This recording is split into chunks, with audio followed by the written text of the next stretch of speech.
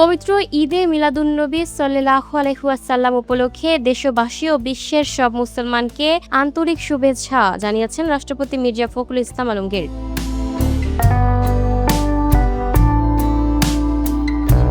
মঙ্গলবার এক বাণীতে রাষ্ট্রপতি বলেন, হযরত মুহাম্মদ সাল্লাল্লাহু আলাইহি সাল্লামের জীবন ও আদর্শ বিশ্ব মানবতার জন্য চিরন্তন পথনির্দেশ। সত্যবাদিতা, ন্যায়পরায়ণতা, ক্ষমাশীলতা, সহনশীলতা ও মানবিকতার অনন্য সমন্বয় ঘটেছিল মহানবী সাল্লাল্লাহু আলাইহি সাল্লামের চরিত্রে।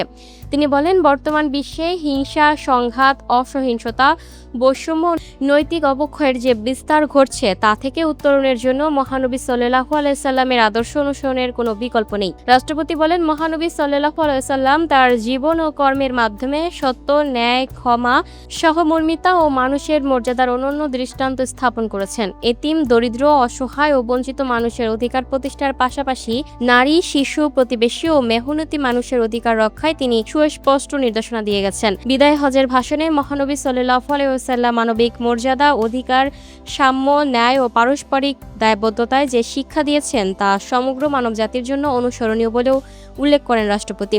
তিনি হিংসা, বিদ্বেষ, বিভেদ ও অন্যায় পরিহার করে শান্তি, সম্প্রীতি, সাম্য ও মানবিকতার ভিত্তিতে ন্যায়ভিত্তিক সমাজ ও রাষ্ট্র গড়ে তোলার আহ্বান জানান। সবশেষে রাষ্ট্রপতি বাংলাদেশ সহ বিশ্বের সব মানুষের ওপর মহান আল্লাহর রহমত, বরকত, শান্তি ও কল্যাণ কামনা করেন। Lucky Akter, up to date news, Dhaka.